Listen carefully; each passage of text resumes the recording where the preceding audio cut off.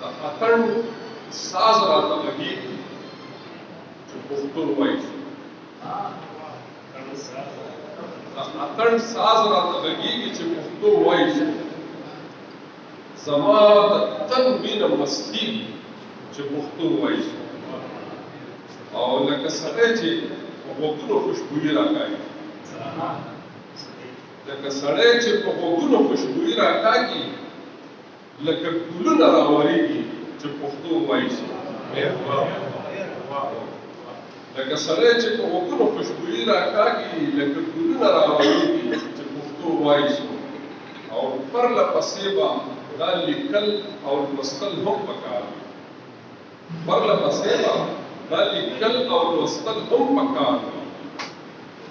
کول یې هم لازمي کېږي چې پښتو وایي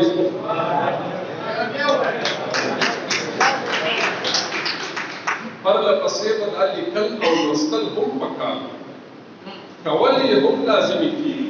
چې پښتو وایي او په پوهنتون کې په مکتب په مدرسه جومات په پوهنتون کې په مکتب په مدرسه جومات کې زما زړګی من غټېږي چې پښتو وایي او چې په دربار او په تالار او په بازار کې اورم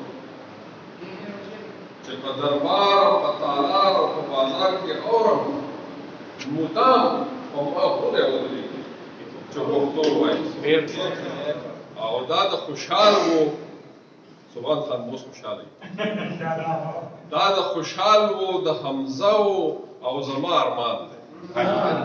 دا د خوشحال و د حمزه و او زما ارمان دی چې لوستل کېږي لیکل کېږي چې پښتو وایي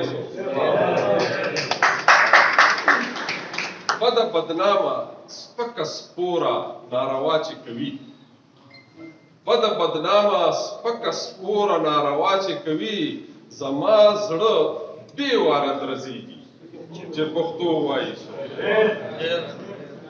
اکثر په خبرونو کې راغلي دا کوم پښتو بول رہی بده بدنامه سپکه سپوره ناروا چې کوي زما زړه بې واره درزېږي چې پښتو وایي او راته میرویس او احمد شاه او ملالۍ یاد شي راته میرویس او احمد شاه او ملالۍ یاد شي رحمان مې مخې ته ودرېږي چې پښتو وایي او حجره جرګه اشر اوبل په سترګو ووینم حجره جرګه اشر اوبل په سترګو ووینم ټکر بابړه رایادېږي او د ایمل خان او دریا خان هس کې شملې ښکاره شي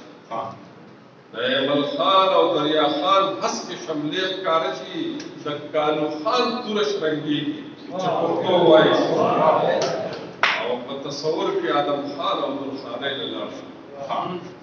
په تصور کې آدم خان او درخانۍ له لاړ شم لکه رباب چرته ډنګېږي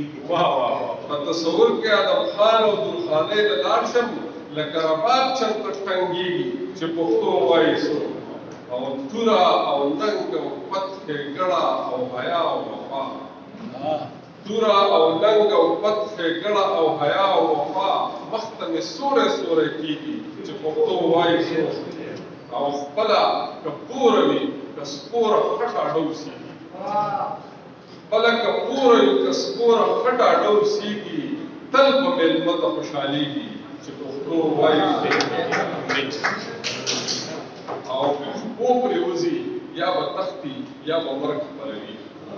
په خپو پرېوځي یا به تښتي یا به مرګ خپلوي د هر غلیم لینګي رپېږي چې پښتو وایي او ستا باسم ترې نظارېږي چې پښتو وایي ستا باسم ترې نظارېږي چې پښتو وایي دا باسم نه قربانېږي چې پښتو وایي یو ځل بیا زه ډېر فخر محسوسوم چې صوابۍ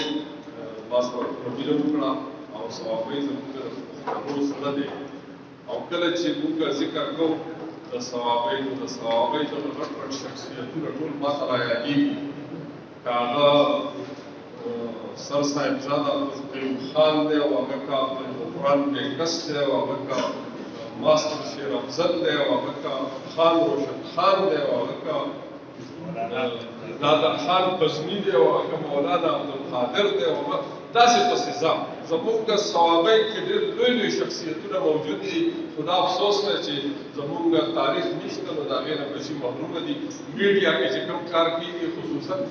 دا شاه زلمی چې کوم کار کوي او کومه خوږه کړې ده دا ژبه الله دې ورته نور هم خواږه ورکړي چې کله تاسو د ټولو بیا شکریا ادا کوم ډېره ډېره مهرباني الله خدا د خوا او بریالي ده